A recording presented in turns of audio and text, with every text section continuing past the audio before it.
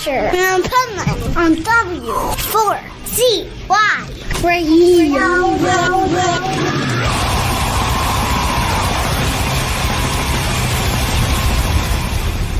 Wake up, America! It's time for the Adventures of Pipeman on W4CY.com, West Palm Beach's #1 internet radio station. Here's your host, the Pipeman.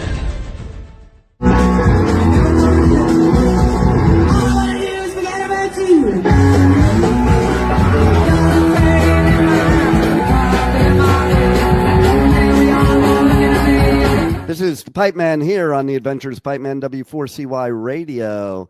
And I just got back from punk rock bowling, and this band was badass at punk rock bowling, and we missed each other throughout the weekend because there's way too many shenanigans in Vegas and at punk rock bowling. So it's even better because we get to do this interview now, because I can tell you this will be the best quality interview of all of the punk rock bowling interviews. Because hooray! All right. See, yeah, and we got video and everything, and your name alone drew me to your set. And I'm like, well, I got to check out this band that they have the chutzpah to call themselves the Hot Patooties. Yeah. I want to know how many of the younger generation in the audience knew what that actually meant. That's a good question. Well, I think actually the movie's has come back. You know, it's like, I mean, it kind of never left, but like the cult, in case for people who don't know, it comes from the Rocky Horror Picture Show, from a song that Meatloaf sang called Hot Patootie, Bless My Soul, Hot Patooties, Bless My Soul. And so we're the Hot Patooties, and it's from Rocky Horror Picture Show, but it never went away. Like, people are still watching it. So, it is kind of coming back. I remember I saw the Rocky Horror Picture Show like every weekend at the midnight show at the Oaks Mall in Thousand Oaks, California. Whoa, okay. I went to college there in Thousand Oaks. At Moore Park? At Cal Lutheran. Oh, okay. Anyway, well, there you go. Continue, please. So, yeah, I know exactly where you're talking about. Kim also saw the movie, but she participated. Oh, yeah. Well, you had to participate. No, yeah. Well, we had a stage, and where I went in Newport Beach, they had a stage in front of the screen. So a bunch of us acted out the characters and did things to the screen, in front of the screen. I was usually magenta, but, sometimes Columbia, depending on what they need for the night. But, yeah. We dressed up. They did that at ours too. I don't know if there was a stage. I don't remember, but I remember just people would get up in front of the screen and just act the whole thing out. Yeah, And it was always all my punk friends that were doing it. Oh my gosh, yes. Kim. The guy who played Frankie, and and I didn't know this because when I first met him, he was wearing the wig, had a full mohawk. So he'd take off the wig and he had this hawk, and we just like, yes. And like, we were all in love. Nice. Awesome. I think it's back in those times for me. It was one of the only places that you could be safe having long hairs and punks around, because I was a long hair and I couldn't go to punk shows because I'd get my ass beat. No. I was totally like underage and not allowed to do anything. And so I don't think my mom knew what was really going on. Oh, man. Listen, my cousin went to T.O. High with Belinda Carlisle. No way. And most of the people, I remember being in high school when the Go-Go's got really big, and they had the one concert that every girl in the whole school went to and came the next day with the Go-Go shirt on. And I'd like to interview all of those people that went to those shows back then and ask them if they knew that they were really hardcore punkers to begin with. Oh, yeah. And one of my favorite bands of all time, too. Oh, I love them, too. Yeah. I especially love. What? Go ahead. I think I saw them when I was 16.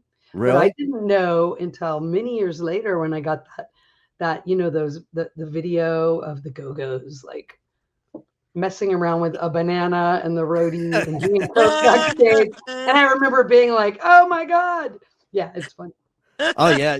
So like, and Belinda and Jane, they always used to say like, we got into music just because we wanted to get high and get laid. Yep. Hey, there's a reason why we say sex, drugs, and rock and roll. Okay, it really is a thing. No doubt. And one thing I also love about the Go-Go's is like in the punk scene before they got popular, they were like one of the only ones doing it in what was male dominated, which Very much. I think kind of stupid that it's male dominated because women have way more passion and emotion. So like when I see bands like at Punk Rock Bowling, the women are way more badass than the dudes. Just saying. Well, if I remember correctly, Belinda's nickname was Dottie Danger. Wasn't that her? I think name so. when Yeah. She played drums, and her nickname was her punk name was Dottie Danger. Yeah. So there you go. You got your danger. I know. There you go.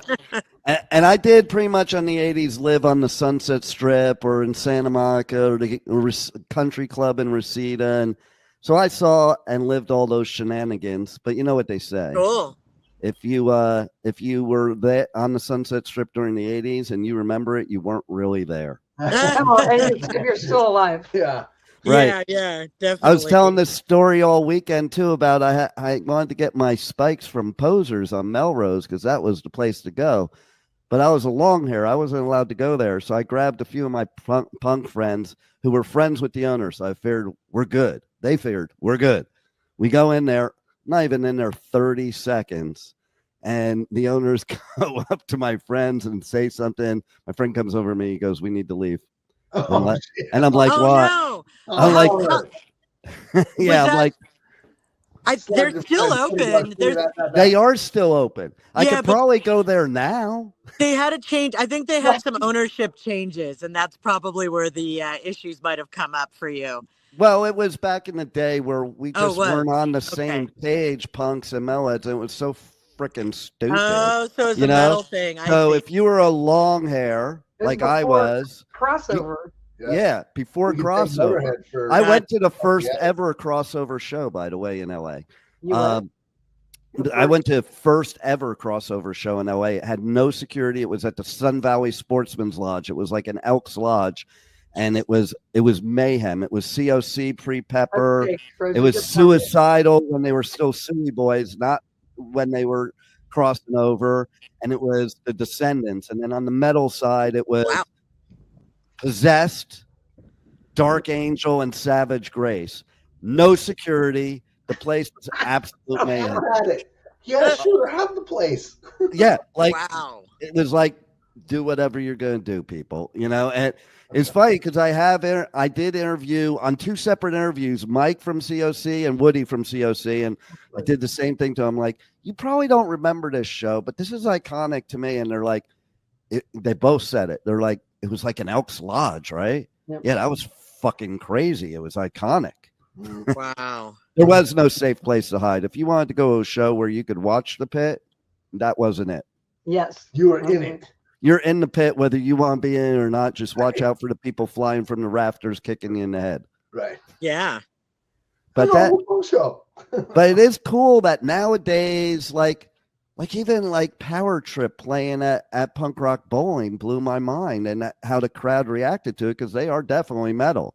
Oh, You know? yeah. They had one of the best receptions to their set Right? of anyone. Yeah, yeah. It blew absolutely. my mind. Yeah, I think yeah. they had a better reception than Social D did. You know, it's like yeah, I think so. it's kind of cool because I always thought it was stupid. Like I went to Agora High, and there were like 3 of us metalheads and 3 of us punks, and we were all getting the shit beat out of us by the jocks, but yet we're beating the shit out of each other. What idiots! No. So I have Well, you're young. I had a lot of those thoughts this weekend about because I am older and grandma here. I'm like, back in the 80s, people were fighting there. It Back was in like our day. the skinheads and I was thinking how people are so into more diverse music now, and the kids today are just more diverse in general. Yeah, totally. Race wise too. I mean, shit. Everything. I think everything. Like even back in the day, girls shouldn't go in the pit. You know what? the ones I'm afraid of when I go in the pit are the girls, not the dudes. Yeah. Okay. Not, She does that. I have to keep her in the guardrails. it's not just, and in the words of Kevin Seconds, it's not just boys fun, Mr. Pipeman. That's right. That's So I right. never gave a shit about that. But Well, and I think too, there was a certain time because when I was first going to shows, I was kind of sneaking out at like 13 and 14. And I would end up kind of in the pit, but it was to bands that were really friendly for that. Like Yeah. my kind of gateway. I mean, I was listening to Black Flag, but I was going to see like the Toy Dolls and yeah, the or Attic Ramones, like Ramones was fun. and the Attics and stuff. And so I would go into the pit and there would be just these massive burly dudes. And I didn't know what I was doing. I didn't realize how hurt I could have gotten. And I would, get knocked down and there would be like 4 guys lifting me back up. Yeah. Love right then, no messing around. And I don't know if it was a West Coast thing, because then years later I went to the East Coast and there was no way. They were doing the windmill thing. No, and, the like, East Coast hardcore East was Coast, that's a whole hardcore. different There's a lot of monster. big arms. Yeah, like I'm originally from New York and New Jersey. I went back after to go to college, and the New York scene was way more hardcore than the there LA was no scene. way I was gonna get in that pit. Right. Well, it's more like, the surfers and skaters was like the LA thing. Yeah. Yeah. But then the East, I always think of East Coast hardcore as just super, as like I keep joking about it, big arms, Right. big neck. Totally. Yeah, it's brutal. And I mean, and look at the Misfits too. They're muscle heads from Lodi, New Jersey. Yeah. You know? It's kind of the Well, part, there's right? something for everyone. Yeah. Exactly. Totally.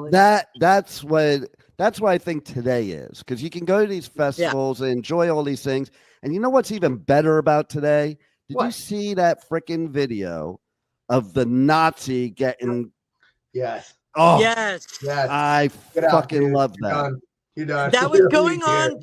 That was going on right behind me. I didn't even know it. I was standing in front of the sound booth, watching Flag and just like, screaming along, losing my mind. And I later on, like right when we got back, I saw the videos. Like once one person posted, it was all over. And I can't believe this guy went in with a bright orange shirt with the SS on the back by himself. Like, well, that's what's weird, because like I'm a Jew. Normally those Nazi fucks are never by themselves because they're too much of a pussy by themselves. Right. Exactly. Okay? Exactly. You know? Yeah. And I wish I was there for it. I saw the video after. I was like, man, I wish I was there for that, because I would have liked to knock him on his ass too. Like, it was so freaking funny when he went on his ass, man. Well, and you can tell, I mean, he could have really gotten the, stuffing beaten out of him.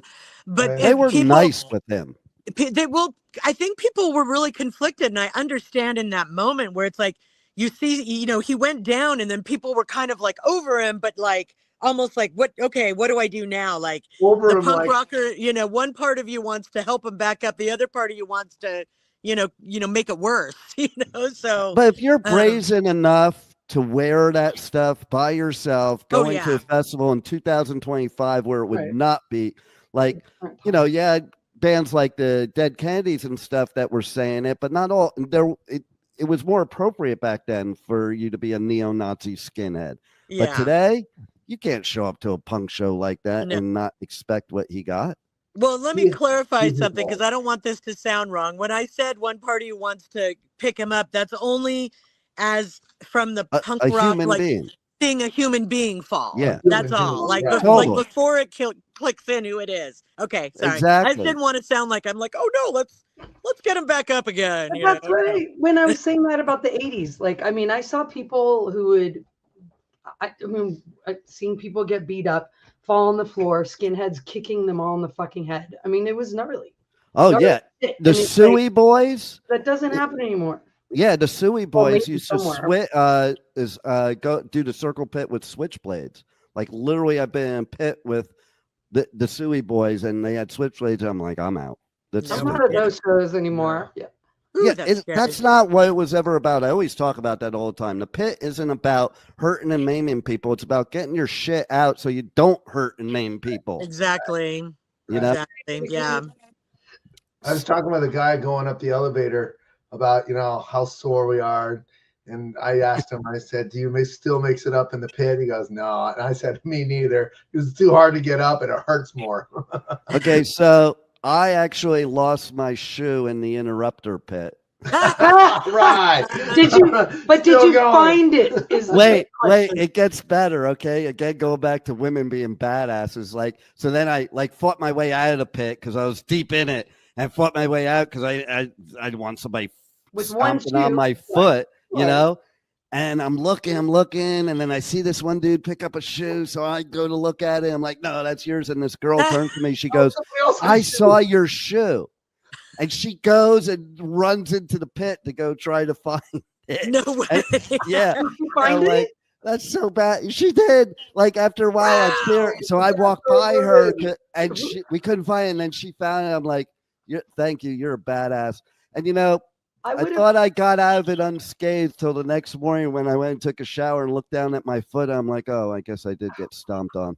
Oh, It would've no. Yeah, But it would have been awesome if you had to wear someone else's shoe and they're wearing your shoe. I know, right? They're going around.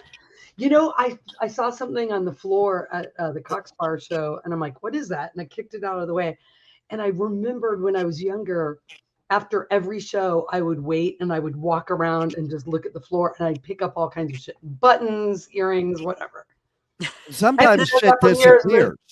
What? Sometimes shit disappears. Okay, so these sunglasses, this is the third time I've had to buy these. Okay, Oh, yeah. they're good ones, and I never usually buy good ones because I lose them or whatever. And so I was at Grass Pop last year, and some girl just grabbed me to go to the Machine Head pit, and so I wasn't thinking, and I had my sunglasses on, and I forgot about it. Usually, it'd be like, here, hold this, and all of a sudden they disappeared. And I literally was through that whole pit and couldn't find. They just disappeared. They weren't even stepped on. I don't know where they went. They went into just- the black Someone chasm. else is wearing them That's right. now. I know, right? Rad glasses. Yeah, exactly. And then, and One then, watch out.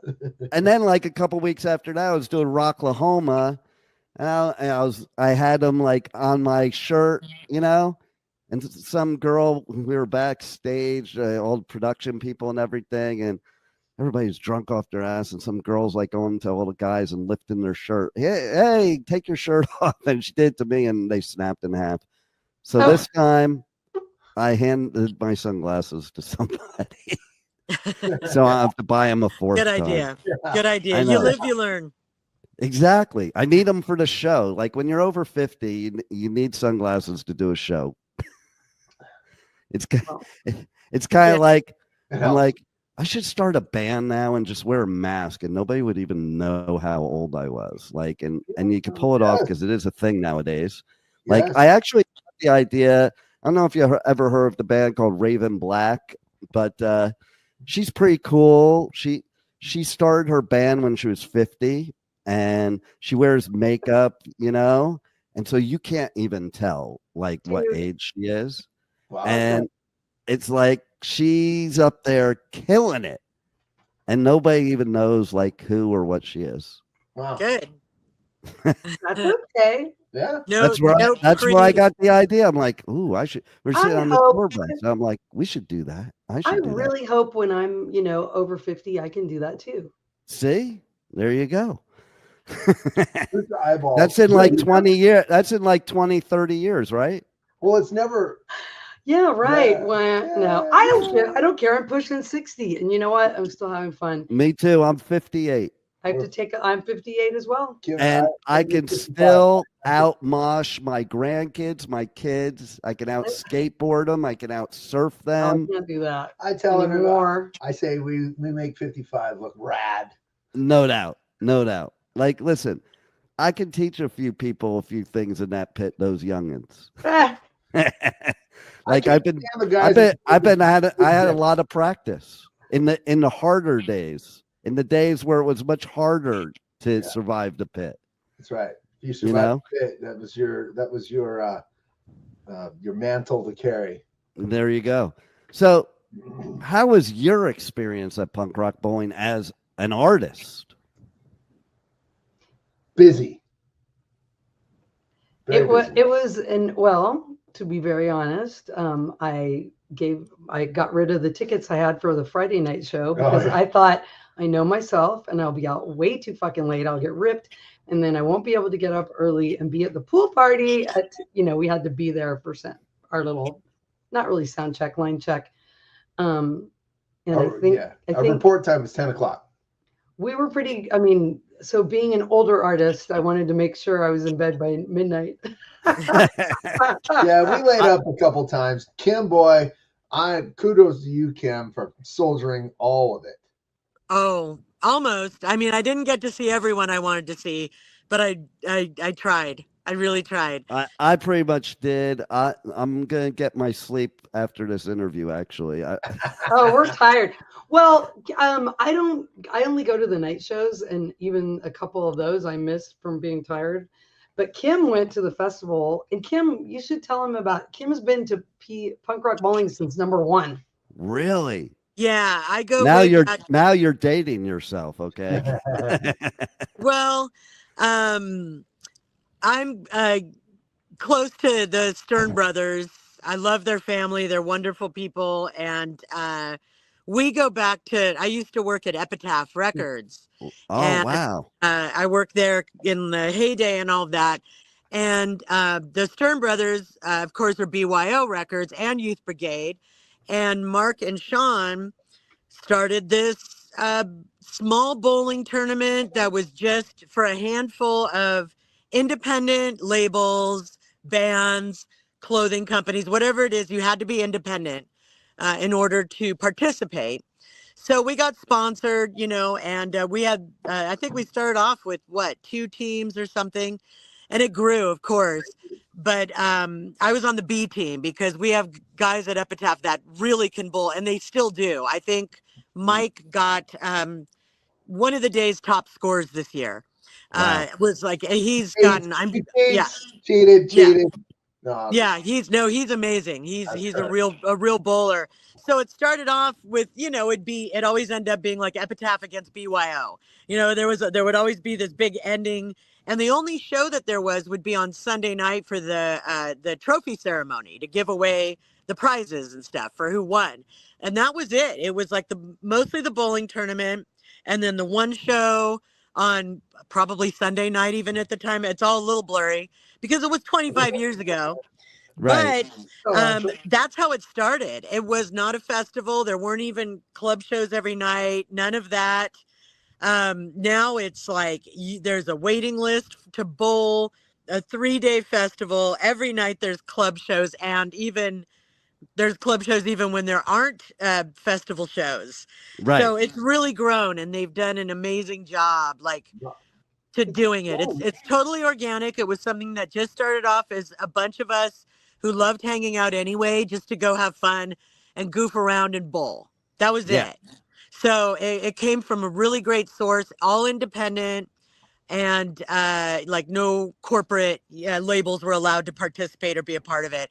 And they've kept to they've really kept to the DIY ethic and all of that. So big props to the Sterns for doing that, and everyone who works with them. They have really great people working with them now. I love. Okay, so and my kids could tell you I do so many festivals that my youngest daughter, she'll always be like, "So you excited to go to this festival?" I'm like, "Well, when you do it every week, I don't know if excited's the word. I love doing it, but then I'm always excited for Punk Rock Bowling because it's so different. I do all the Danny Wimmer festivals. I do Hellfest, Download, Bloodstock. I did all the Punk and Drublick ones, Punk in the Park. But this one. I like it because we get we grew up in the scenes and I didn't really grow up in the scene, but I have friends that did, and, seeing them and talking about, back on those days, we did this, remember that, catching up with good friends with, some maybe not so good times, but we all struggled through it. So that's what I get out of it. Yeah. to me, Well- I get out of it the community aspect Yeah, of it. exactly. Because even though it's gotten Absolutely. big, it's still this community thing. I remember the first year I did it was when the Specials headline. Okay.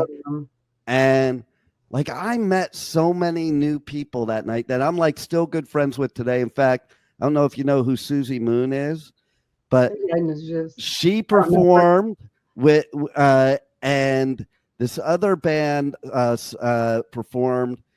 Drew Champion was in that band, and I interviewed both bands, and I introduced the two of them. Now And they have 2 babies. Look at you. I know that, like we were messaging at Punk Rock Boy. I'm like, it doesn't feel right without you guys here. Like, and they always will say, like, it's because of you, Pipe Man, that we're together. It's all your fault. And like, it's just an epic thing. And then something also shocked me that night too. Like the Specials never play Ghost Town live, and they did that night. So that I have to give credit to the people running Punk Rock Bowling, because somebody had to buzz in their ear, hey, you should probably play Ghost Town.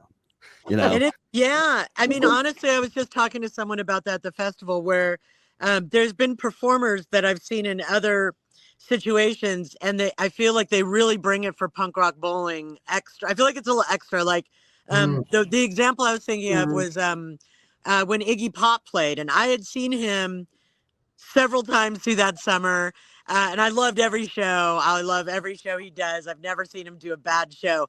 For Punk Rock Bowling, though, I really feel like he pulled out all of the stops. He knew his audience. He knew what what would make the energy just like explode, and he did it. And all of us were I was in the pit losing my mind the whole time because he was so great. And I feel like there's several artists who have done that. I feel like they bring their A game to Punk Rock Bowling. I saw that with Coxbar at the club show. Coxbar Monday night, and they were great. Epic. Oh my God. It was, I mean, you could tell they were really having a good time. And the audience, every single song, we were all singing along, howling along. That's the A game for sure. Yeah. Now that Pipeman, now that you know that, well, now that we know you're a festival hoe, yeah, I'll bet you anything you're going to bump into Kim, because last week, and this is only in 1 month, right, Kim, or 2 months? Pretty much. You went to Cruel World, and what was the other? Oh, Coachella. Well, it started with Coachella. I went to Coachella because I go way back with Coachella. I love it. It's my thing. Before, I mean, I love the music and the environment or whatever.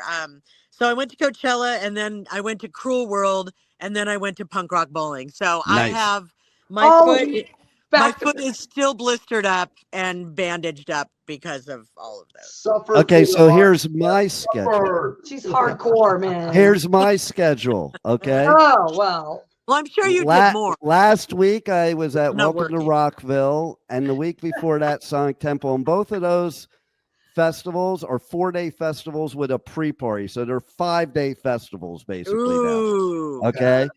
And then, so now I have like a week and a half off, and then I'm going to UK for Download, and then Hellfest the next weekend, and then maybe Resurrection Fest next weekend. I've wanted to do, but I've been told doing media there absolutely sucks. But I've wanted to do Rebellion. Yeah, that's the one I want to go to. I wanted to do it, but everybody I talk to and all the media people are like, yeah, you don't want to do media at Rebellion. Wow. But is there one that you haven't done yet? Rebellion I haven't done yet. Yeah. I haven't done Vakken yet. Have you been to The Gathering? That one I haven't been to. I would love to go. Oh my God! Only I don't think I can't even. I want to go too. That's a juggalette. I can't survive Punk Rock Bowling for 4 days, and I think I can go to The Gathering. I'd be like, are you kidding me? My problem is I blow my wad the first night, and then I'm just fucking. It's that fourth day too. Like what I found is like all the 3-day festivals I used to do are now 4-day. I'm like, fuck me with this extra day, And then you add the pre-party on. It's like you might as well just be gone all week because you are. Party. And then like next month I'll be doing Warped Tour in Long Beach, and I'll be doing Incarceration. Do you know that festival? No. I don't Oh, think it's cool as shit. It's more of a rock metal festival, but they'll have, it's a Danny Wimmer festival, so they mix it up. But it's at the Shawshank prison.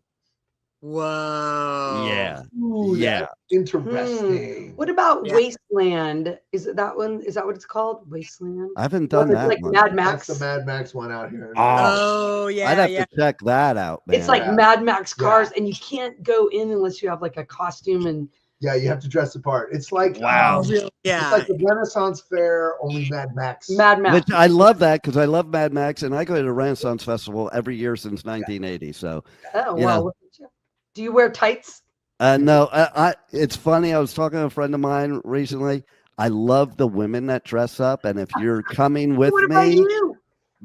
I don't know. I like seeing everybody dressed up. I don't like doing it. So I'm like, I've you never dress been to a up, Renaissance and fair, I'll really. just compliment you. But I would be a pirate. I'm working on my pirate outfit. I do have a pair of I'm good. I'm ready. I'm I good. do have a pair of sunglasses I'll wear that are the I can't believe I'm drawing a blank. The what the fuck? One of the theme days. Like steampunk? Days? Yeah. Oh, Steampunk steampunk. glasses. Oh, steampunk. Steampunk glasses. So I'll wear those, and I'll do a little bit. Like I am also I am somebody that I'll do stuff like I change up my hair all the time. So my hair now, my hair used to be blue. That was my trademark. And then I just need a break from the work that it takes to have colored hair that I've had for like 10 years. So I went to like blonde and black. And then I was at Rockville, and the person that was actually I met her there. So she was my partner in crime at Punk Rock Bowling. She does the hair of people backstage at festivals like the artists and stuff. And so I was taught, somebody introduced me to her, and I've been known to do shit on my radio show live like that, and so I was talking to her, I showed her all my different hairstyles. I'm like, man, and somebody said you should interview her. I'm like, yeah, I'll interview you while you do my hair right live in the interview. And so we did. Good job. Yeah, so we did. I just said to her, I'm like, I don't give a fuck what you do. Do whatever you're going to do to my hair. I don't care. Because like when it was long, I cared. But when it's short, you can always change it, grow it back, shave it off, whatever. So I'm like, what if I don't like it? I don't care. But it's like, just you're the artist. You do whatever you want. And I didn't even look the whole time. I wasn't looking. I didn't know what the hell she was doing. But she mixed up. It faded nicely after the punk rock swim, because before that I didn't put any water on it, so it was mostly purple, but she put purple, blue, and pink. So then I did the swim, and now it's faded to like away it's got, the pool. Yeah. Away. Yeah, so it's like all three colors now, and it still looks pretty badass, So, but yeah, that's the fun shit, doing shit like that and not caring. Like, it's funny. I'll go to business meetings, like where my studio is. I'm a trustee in the chamber. And it's so funny. I'll walk in with blue hair and all the suits, that, I'm also a professional. So like I can relate to them, but they're like, man, I wish I had the courage to do what you do, but you're in radio. You can do that, and it's like, it's so funny to be 58 years old and have colored hair and people think you look cool, opposed to being 16 and having colored hair and you're a derelict. Yeah. So exactly. I have a really good story about this. Can I tell my story about my dad? Yeah. So my dad's at work and he hears this coworker talking about, she's really bummed. Her son dyed his hair blue, whatever. And he went over to her later and he said, my daughter's into all that punk rock stuff too, and blah, blah, blah. And then he made her feel a lot better. And then he said, but I didn't tell her you were in your 40s. So for her, the phase did not go away. Right. Which I thought was totally hilarious. So he's making her feel better. And then he goes back to his desk and he always was like, you're going to outgrow this. You're going to outgrow this. And I called him. Nope. He called while we were at Punk Rock Bowling, and I called him. I go, Dad, I was just my dad loves gambling. I go, we were just in a casino filled with punk rockers, filled with, and he's all, he just doesn't know what to say. Well, but we only yeah. have about 10 more minutes because we have a lasagna in the oven. So I just Oh, did let you know. did you make a lasagna for me? No, we have to soak up all our hangover right now. Yeah, I guess that's true. But So I wanted to ask you, I saw we have mutual friends on Facebook, and do you know Stuttering Danny from Reality Check? probably, I'm trying to think. San Francisco, Bay Area.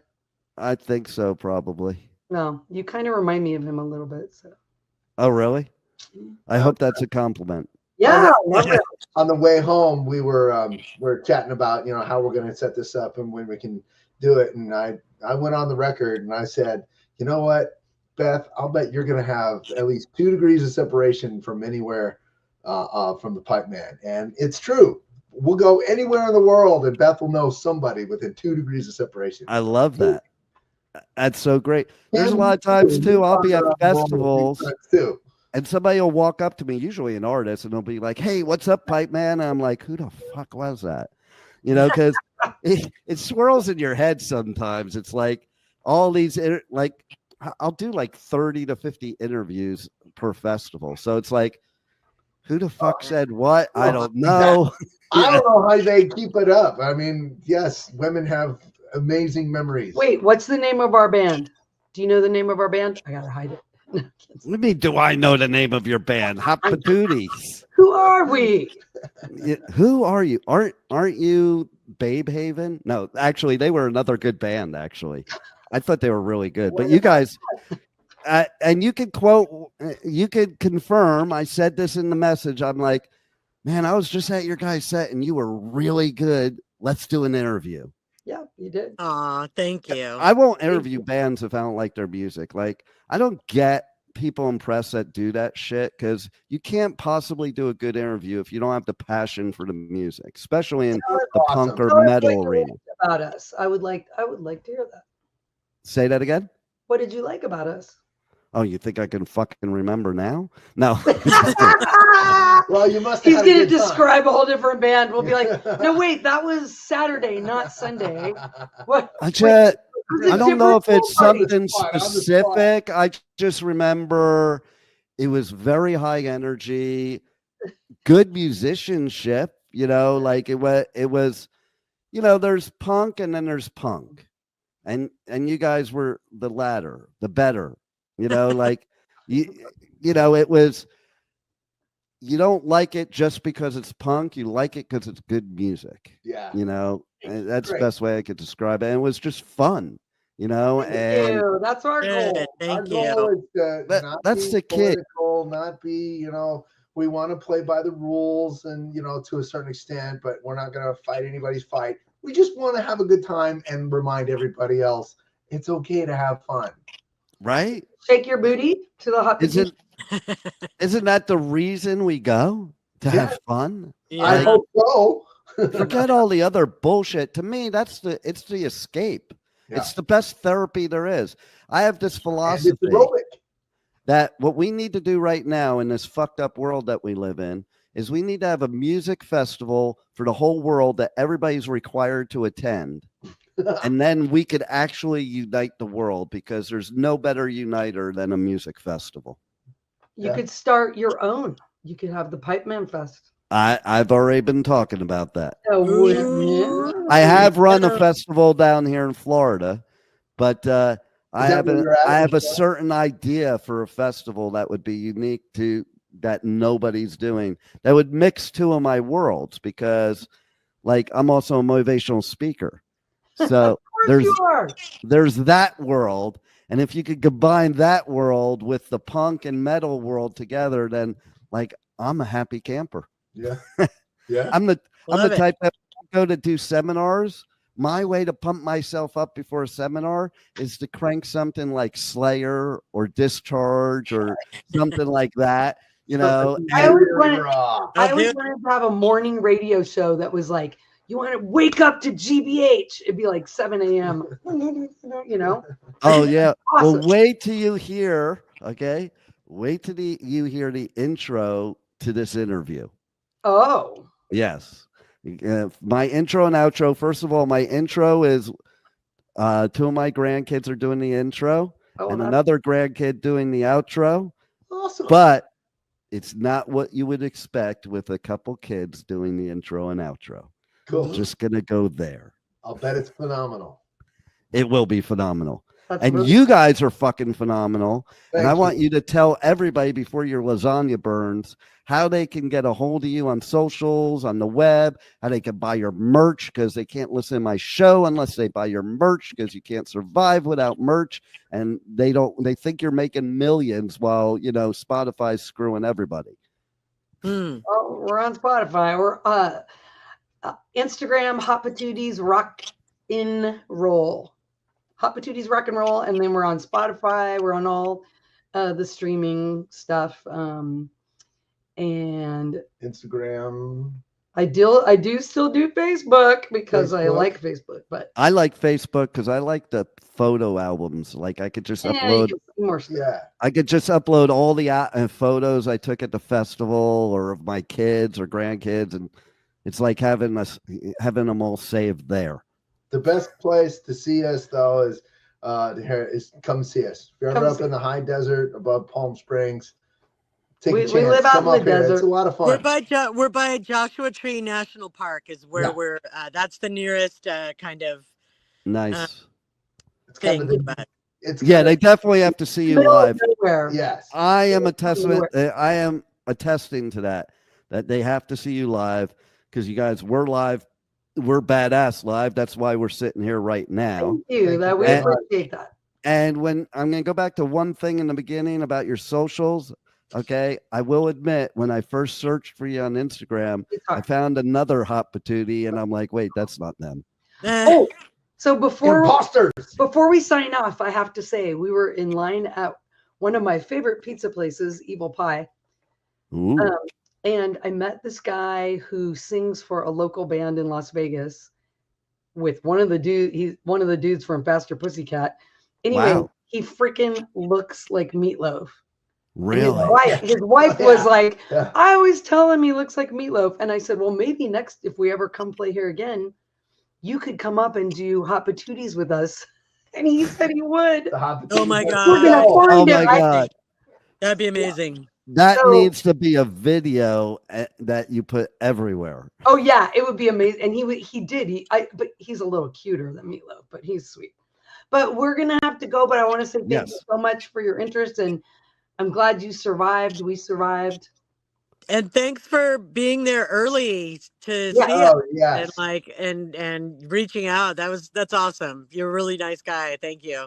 Well, my pleasure, and I'm always like the first one at the festival and last to leave. I have serious FOMO, man. I have to catch every set I possibly can. Awesome. Thank you, But Pipe. you guys I'm gonna rock. high five you. High fives. There it high is. fives. Bye. Kim, you High guys five, join high in. Why is Kim sitting still? There we go. five. Send us All right. where we can watch this when it's up, and we'll check it out. I will. And thank you for being on the Adventures of Pipeman. Ooh, okay. Thank you, Bye. Pipeman. Whoa. Keep up the good work. Thank you for listening to the Adventures of Pipeman on W4CY Radio.